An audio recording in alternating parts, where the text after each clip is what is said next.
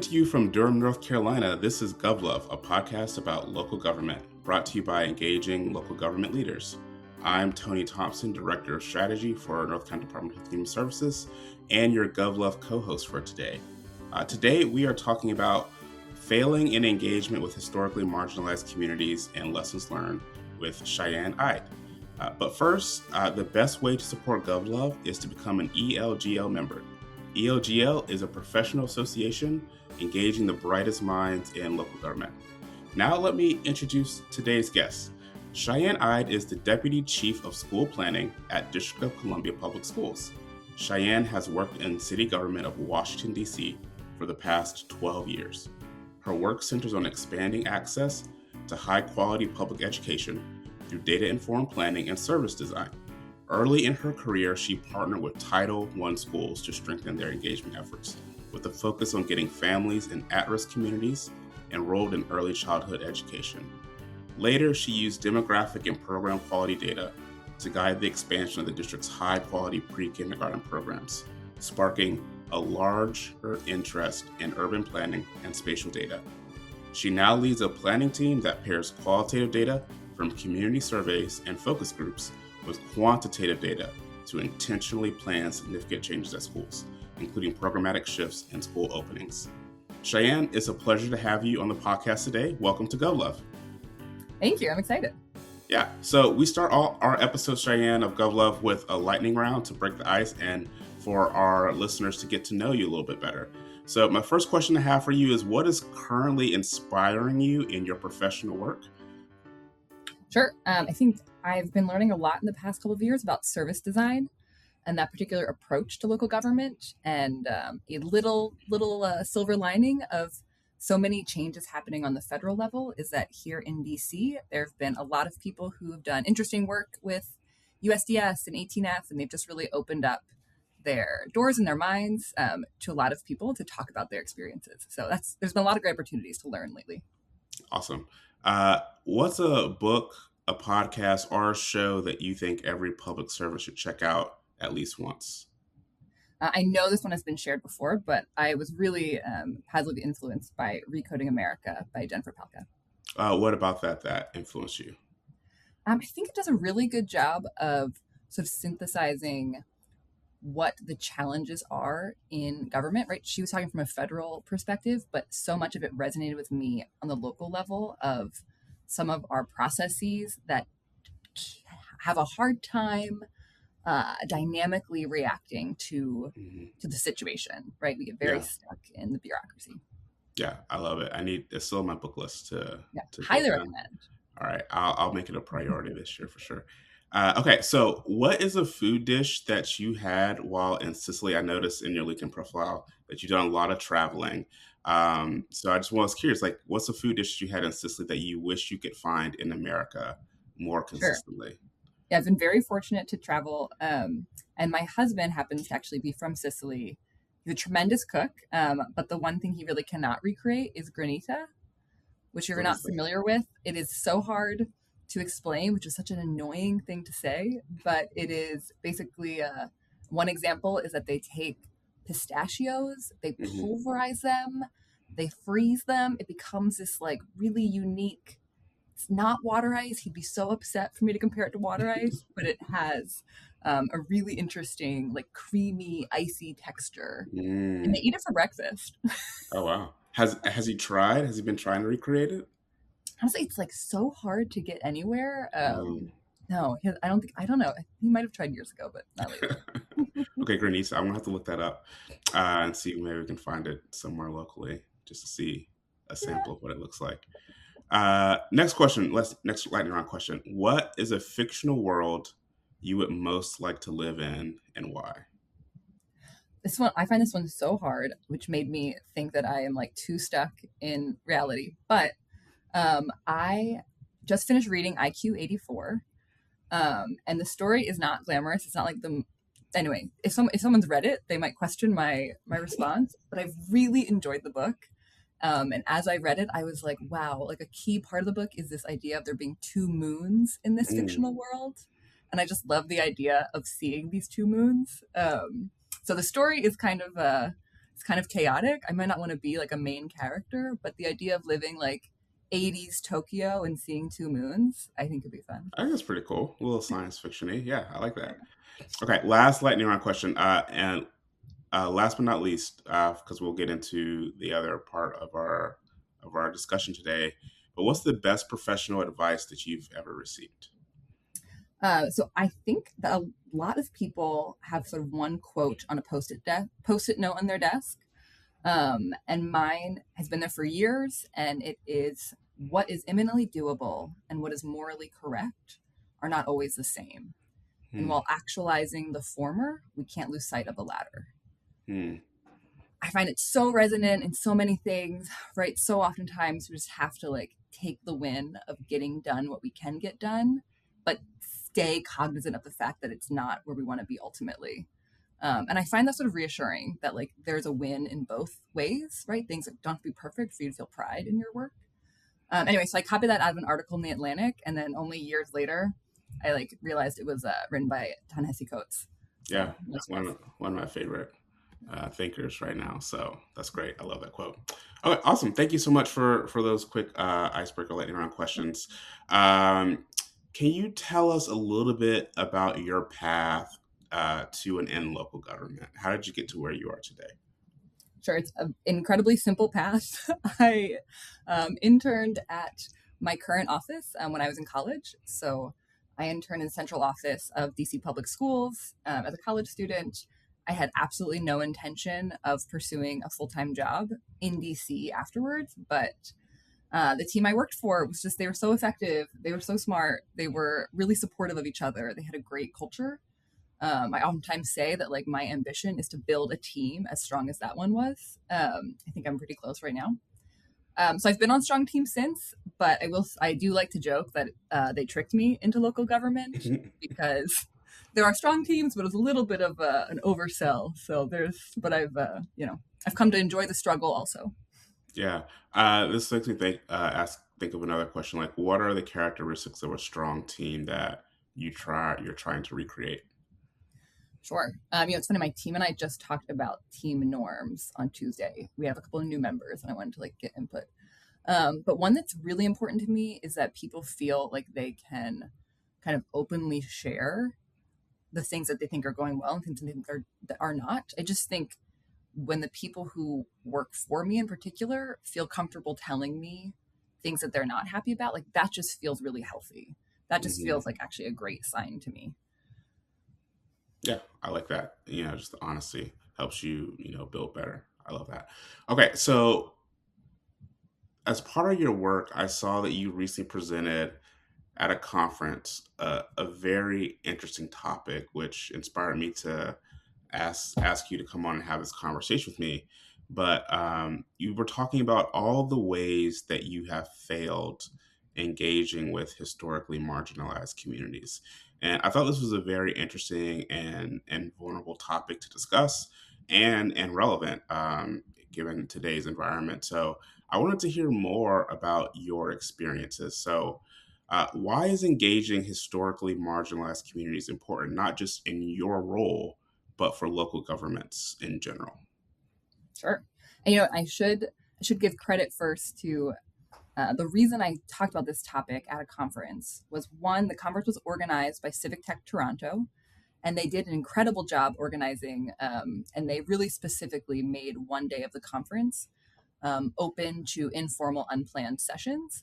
And so I think if I had gone to the conference from the lens of like, let me prepare the most useful thing I could talk about to people and, put together a PowerPoint deck and make it really shiny, I probably never would have come up with this topic.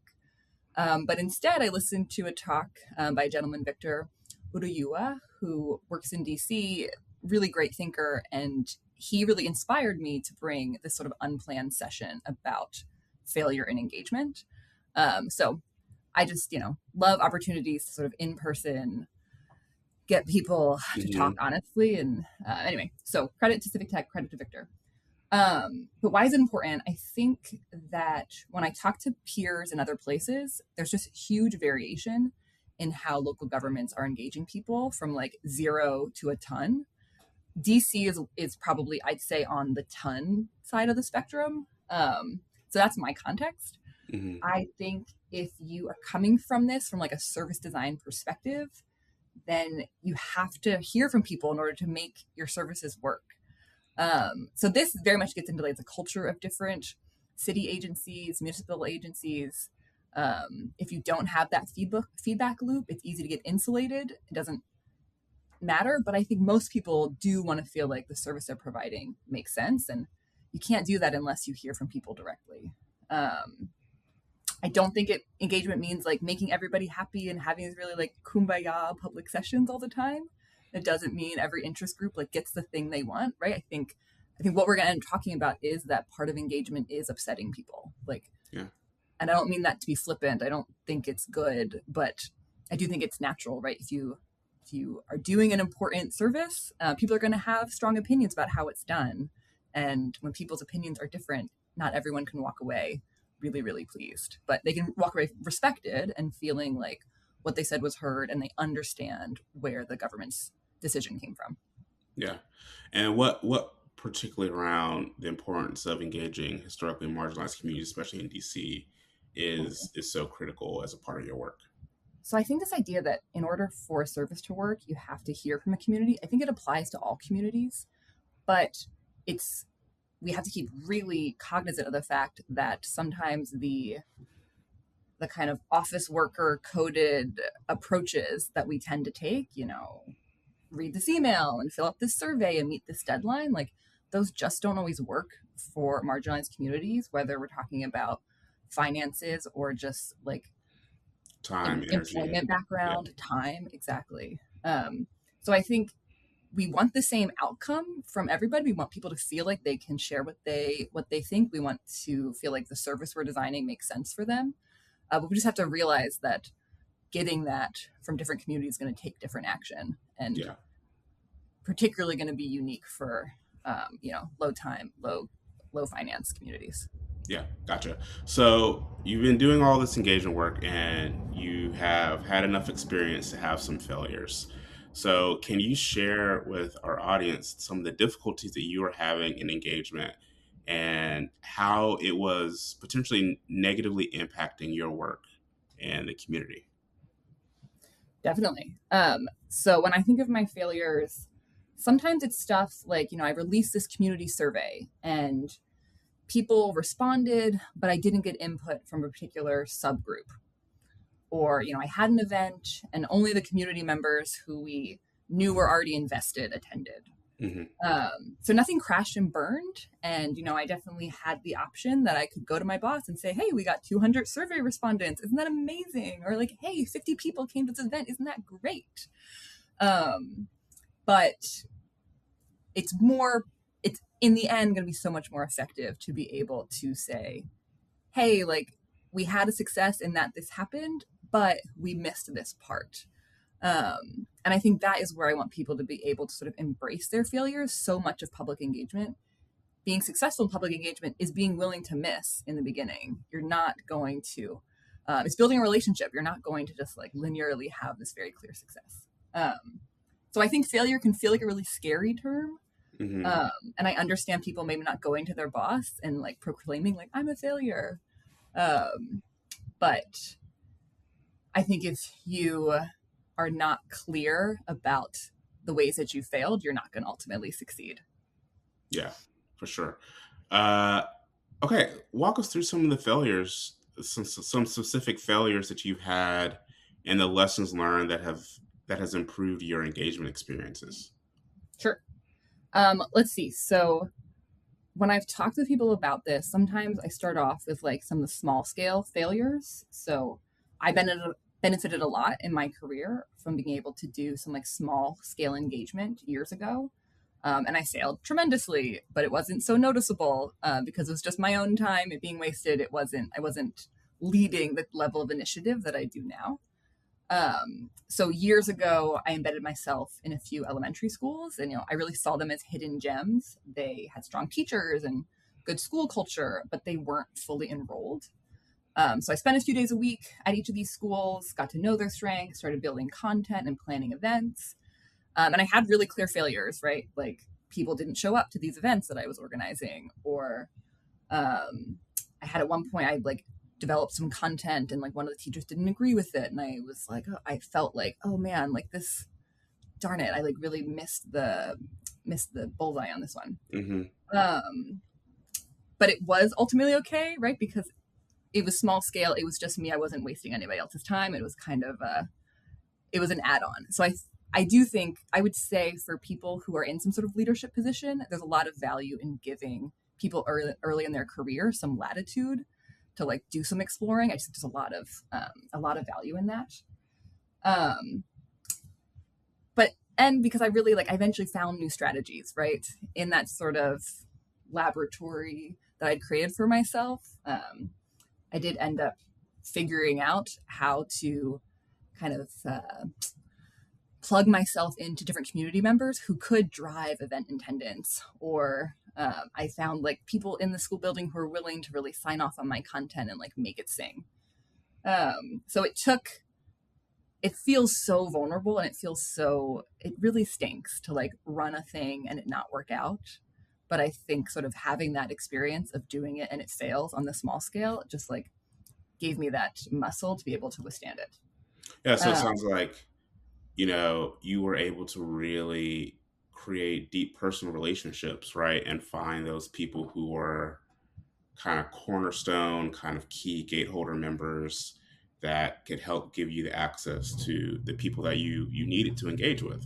And I think that's a really cool and fundamental lesson.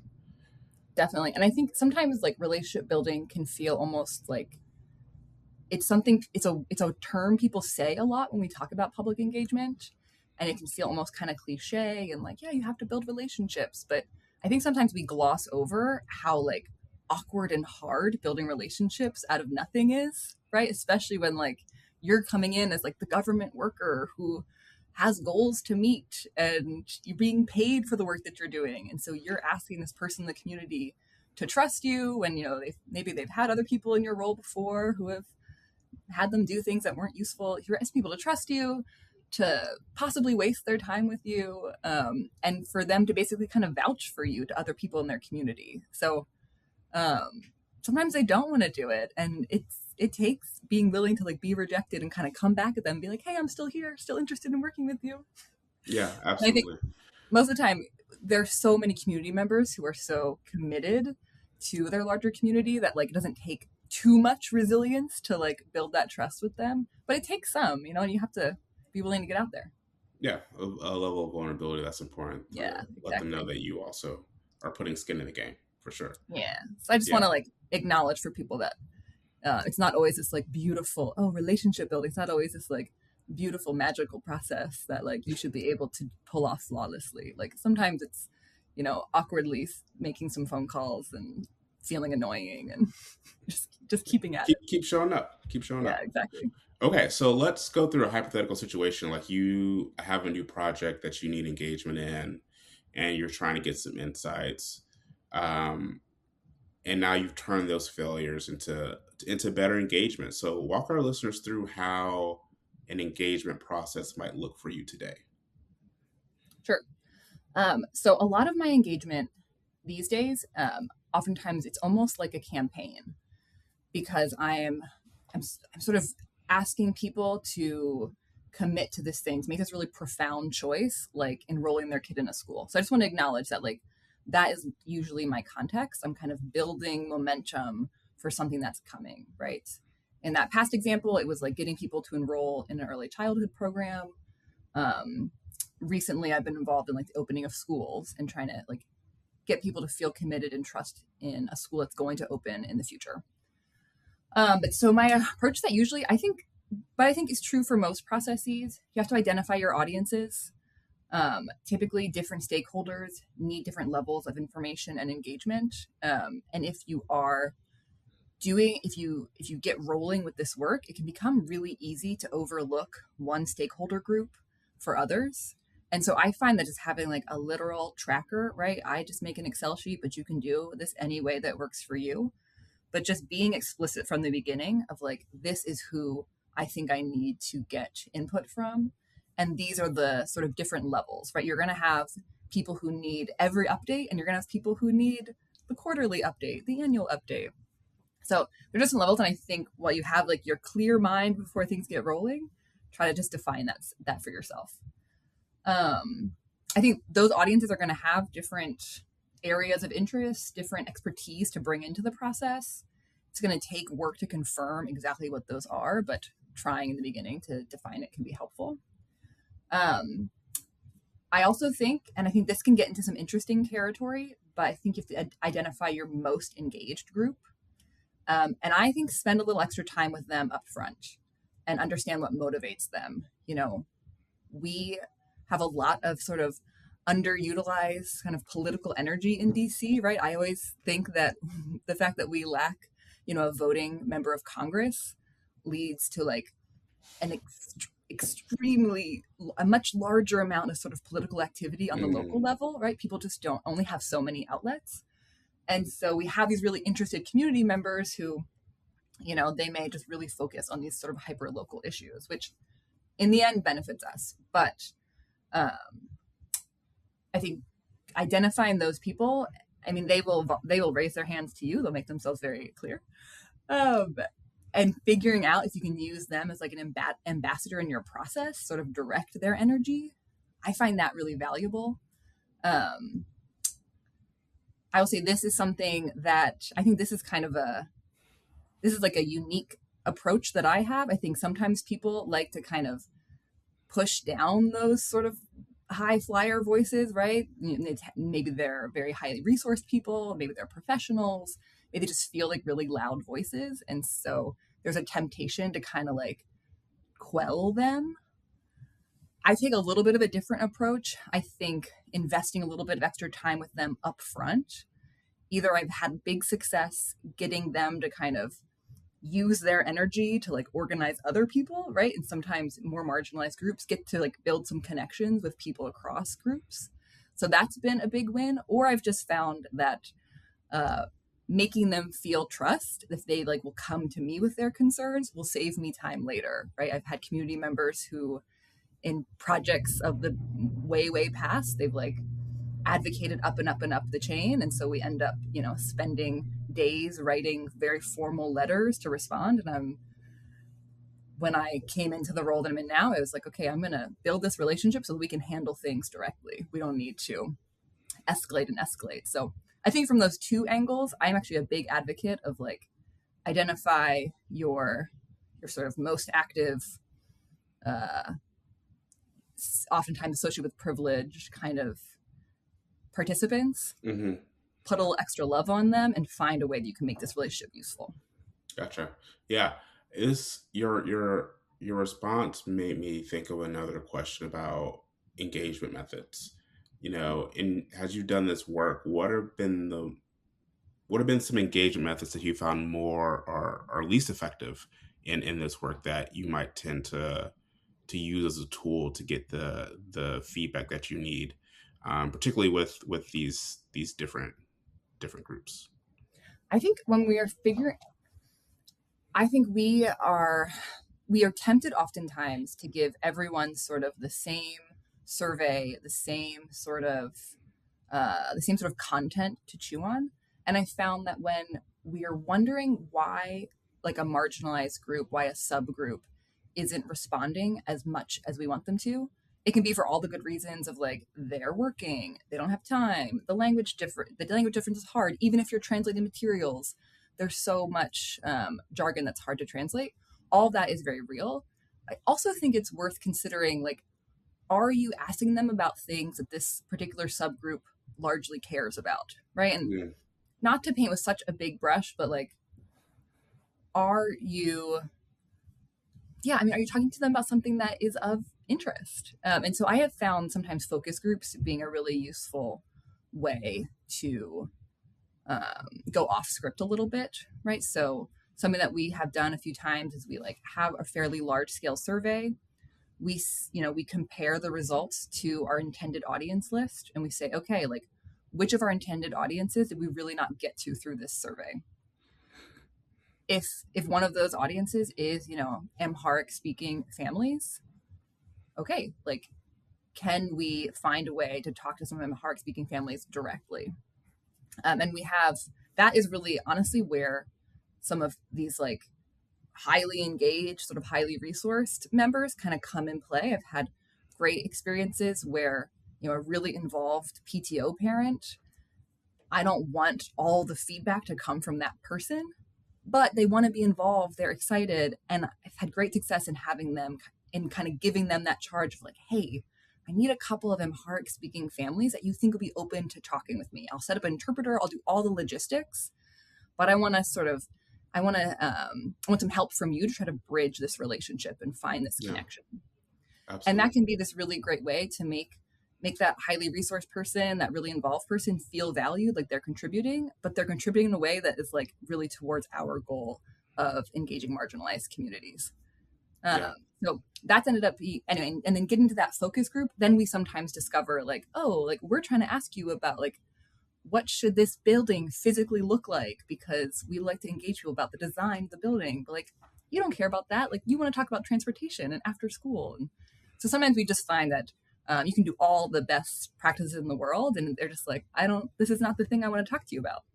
Yeah. And then how do you, when you're finding those things that they are actually interested in talking about and giving them that space, what do you do with that feedback if it's not necessarily the project that you're working on right now? Do you send it to somebody else, or do you hold it for another relevant project, or is it just ongoing data that you're using to continuously inform your work? Like, how are you holding space for that feedback that isn't necessarily aligned with, the outcomes that you're looking for in a specific project?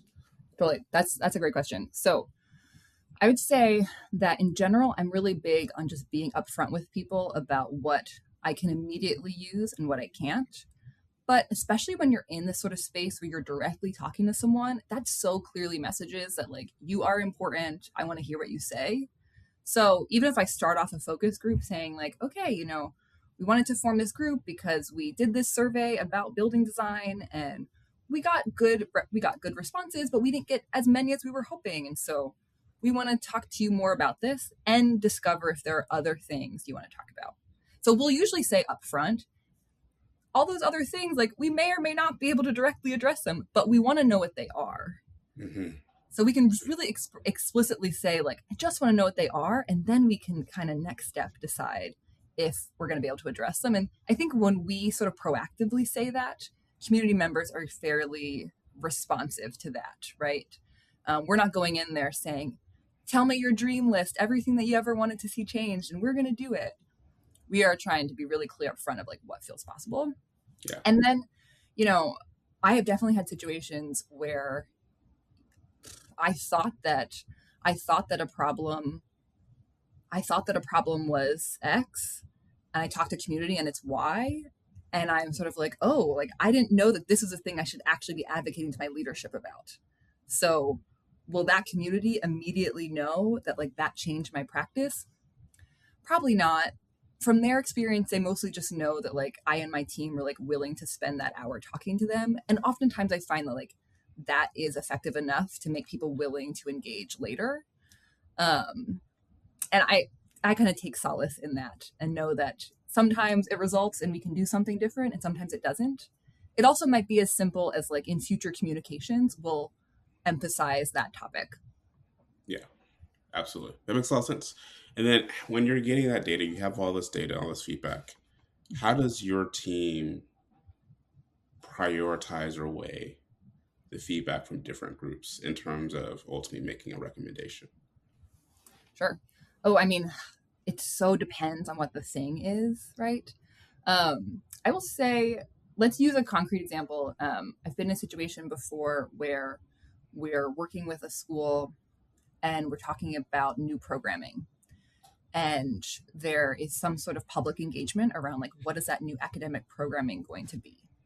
So a sort of like, I think maybe like a failure we had that then we like learned a lesson at one point was we had a community that kind of took over the conversation and we had to sort of wrangle it back, right? And a lesson we got from that was that the next time we were in sort of a similar academic programming conversation, we got really explicit up front with our leadership with like, what is the menu of options? what are the things that we could possibly put on the table? Because I want to, if a community member brings up this other thing, I want to be able to just upfront just say, that could be a really valuable idea, but we're not gonna be able to do it. So let's focus on these options. So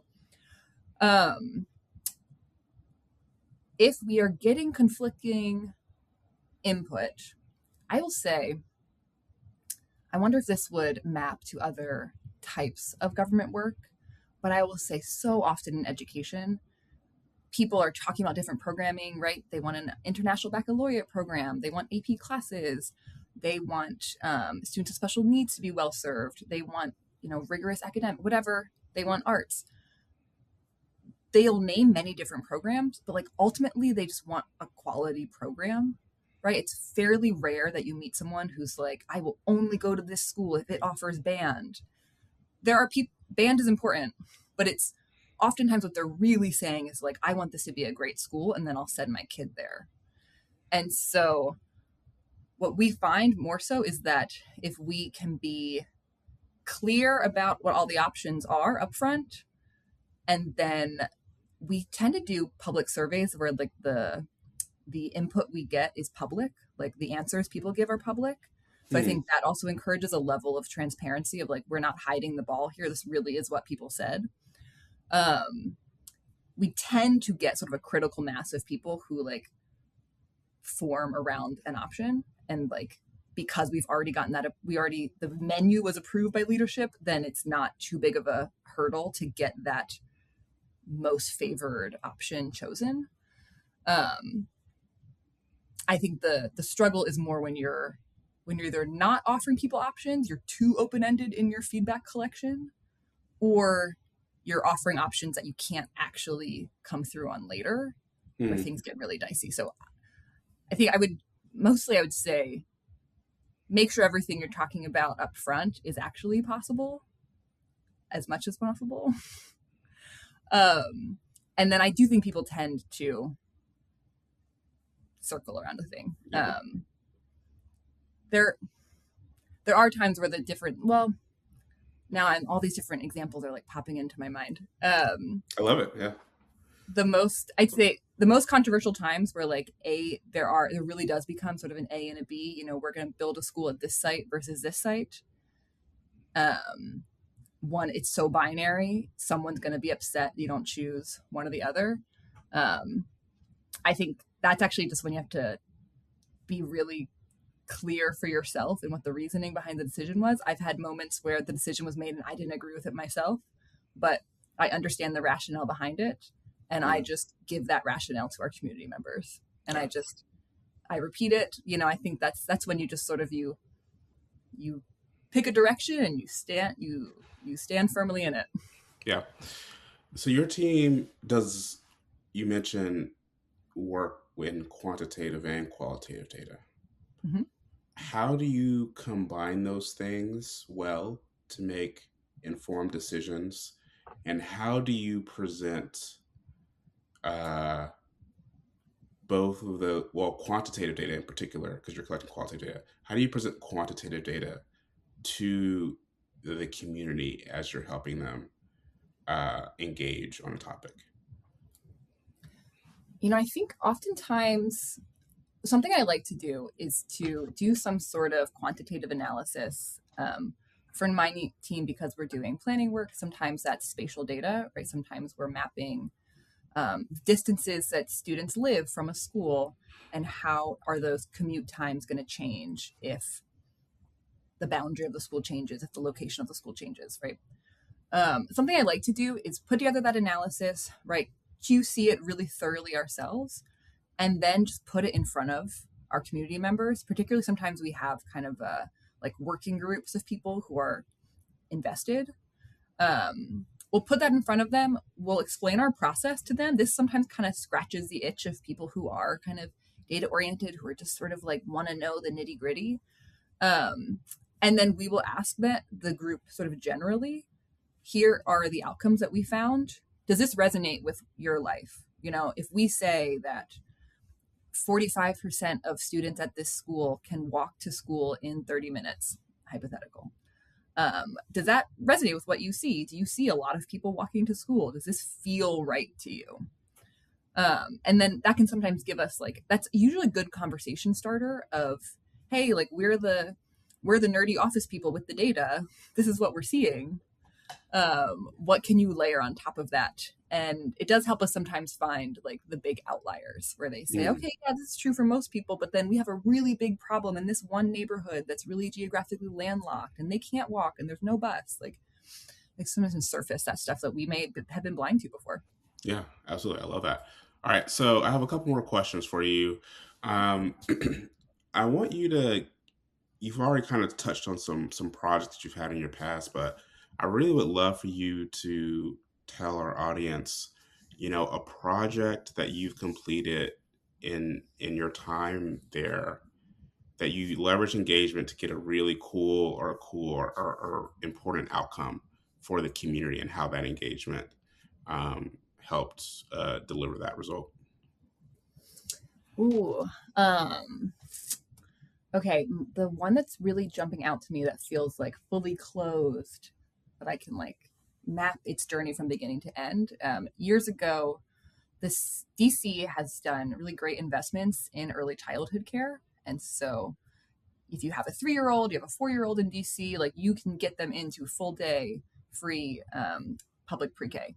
Mm-hmm. And for kids younger than that, they are increasingly offering partnerships between public schools and sort of local providers to offer sort of 0 to 3 care, right? Child development centers. Now, these are focused on our marginalized communities. They're focused on families who meet at-risk criteria, who receive government benefits, et cetera, to like qualify. But sort of early on, as the city was doing more investment in this, I had a great opportunity to help site some of these locations. And had a really positive experience at one where we were planning to site it at this particular school, but sort of like from sort of the big decision makers needed some evidence that there were people who were really going to show up and enroll at this place, and that it was going to be the Head Start eligible, the at-risk criteria meeting community that they were hoping to serve with this child development center. And so the team that I worked on at the time, we like had access to the addresses of families who applied through the lotteries, which like indicated they had young children, right? And they were families in the system that we serve. And so we felt comfortable sort of reaching out to them and saying, hey, there's this new opportunity where the city is going to open a child development center. And so this really is, I mean, the neighborhood that I'm thinking of is, one of our lowest income in the city. Really great sort of school cultures, but not always a ton of like community input into the school. And so we really, from the very beginning, right, we didn't even start with like, let's do a virtual survey and see how it goes. No, we just from the very beginning, we're like, we're gonna knock on some doors and we're gonna like go to the community rec center and we're gonna try to find some people who can tell us where do we find really young families in this area. And it ended up being successful. We ended up, we had a team that was willing to go out into the community, knock on doors. We joked that it ended up, we had sort of a list of addresses, but we ended up sort of knocking on the doors of anybody that had like toys in their front yard. And said, hey, the city is considering opening a child development center down the street from you. If that's exciting to you, please come to this event and show that that's exciting to you. There wasn't a huge Spanish speaking community in this area, but there was some. And so we went to like a health clinic that was known to serve Spanish speakers. That was sort of a tip we got from a neighbor in this door knocking process, right? Distributed flyers in Spanish. We were frankly just very surprised. We had like set up a Spanish interpreter. We were frankly like worried that person would have nothing to do, but did having several families who showed up who spoke Spanish. So we ended up getting, gosh, this was years ago, but I want to say we got like 35 people who showed up to this event, which for this community was like a really tremendous turnout. And it kind of gave the district confidence that like, okay, if we put it here, it'll be successful. Yeah. And could they have made that decision without the sort of community showing up? It's possible, but there were debates, right? And so that kind of sealed the deal. And so I think that felt really good to us, that by like getting out, I think people underestimate the value of just like knocking on doors and walking around a Sweat community. equity. Yeah. Show up. Yeah, absolutely. Okay. I want to see if we can condense like some key insights, like Sure. as our listeners are trying to say, okay, what are the takeaways? What are some insights that you've learned in your engagement work to improve the specific communities that you've worked with that our listeners can maybe take with them in their own work? Sure. I mean, I think my big headline in general is really just like be willing to be critical of your work. Don't just stick to the total number of people you engaged. Really scrutinize who your responses are coming from. Are these really the people who are going to use the services? And are these people going to use the services who have the fewest outside options? So I think just be harsh on yourself. It doesn't mean that you have to put that in like your annual performance review, but I think be really critical of your engagement outcomes in the beginning to help decide what you're going to do next. Let's see. That should really drive sort of like the subsequent work you're doing.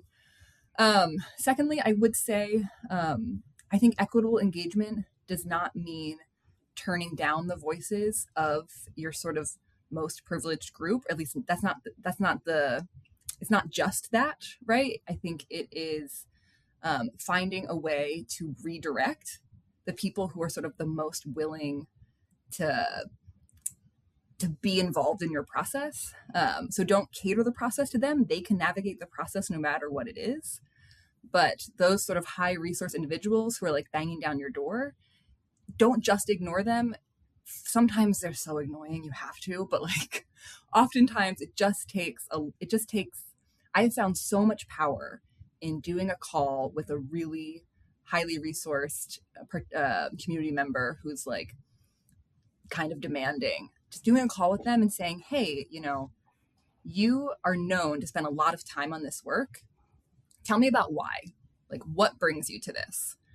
And I've had people be really honest with me and, right off the bat, just be willing to say, I don't feel professionally fulfilled. I feel like I have skills that are valuable in this process. And so I like to use my time to try to support community processes. And I think being able to see kind of humanizes people, that they're not just selfishly demanding you make the decision that they want you to make, but instead, like, they're looking for a way to be useful and feel valuable. I think just asking people some of those questions about their why can be really valuable, and help you take some of their energy and like push it towards the work that has to get done to engage more marginalized groups, right? It takes a lot of work to engage folks who don't answer emails and don't answer surveys. And so take all the capacity you can get. If you have a community member who's willing to like do some door knocking, do it. Like, it's fantastic. I love that. All right. So what's next? What is your team working on that our listeners should be looking out for? Let's see. I mean, there's a lot of exciting stuff happening in DC public schools. I think particularly the city has had really great investments in middle schools. Urban districts all over the country are seeing enrollment decline. DC is a little bit different in that, but I'm excited to see sort of how we address it. I will say that I personally, because of my personal life, I'm actually moving to Canada. So I am figuring out how to bring like my interest, my passion for service design into a professional setting in Canada. So that's like a big new transition that I'm embarking on. Yeah, I love that. I mean, that's a really great transition, and we'll definitely have to keep track of, how you bring service design to your new location. So that's really cool. Maybe you'll find some Granada there. Maybe you have better luck in Canada. Yeah. More ice. Yeah. Chyanne, thank you so much for coming on today. The last question we ask everybody is, if you could be the GovLove DJ, what song would you pick as the exit music for your episode? Oh, man. So a song that's been really on my mind lately that I'm just going to go with is the band. There's a French band called L'Impératrice. Who knows if I pronounced that correctly? But they have a song called Peu de Si, which means fear the girls. It's very melodic and sweet, and there's just something about the fact that the lyrics are about how scary women are that I just think is a fabulous contrast and very fun. I love it. I love it. I think this is the first time someone has mentioned a French song when I've hosted. So maybe we can find it. I don't know. Yeah. So that ends our Gov Love episode for today. Thank you, Chyanne, for coming on and talking with me. Gov Love is brought to you by EOGO, and the best way to support Gov Love is to become an EOGO member. You can reach us online at eogo.org/govlove or at GovLove Podcast on LinkedIn, Instagram, and X. Subscribe to GovLove on your favorite podcast app. New episodes drop every Friday. If you are already subscribed to GovLove, go tell a friend or a colleague about this podcast or share on social media. Help us spread the word that GovLove is the go-to place for local government stories. Thanks for listening. That has been GovLove, a podcast about local government. Avec elle, faut rien dire sans réfléchir, faut toujours peser ses mots, désobéir à tes désirs et t'adapter au tempo. Tu comprends pas tout, tout est trop flou, comme si t'avais bu la tasse, noyé comme tous ces idiots. Les filles, elles respirent sous l'eau, elles sont bien pires que dans Shakespeare, elles ont des dents sous la peau, jouent les martyrs, cachent un sourire.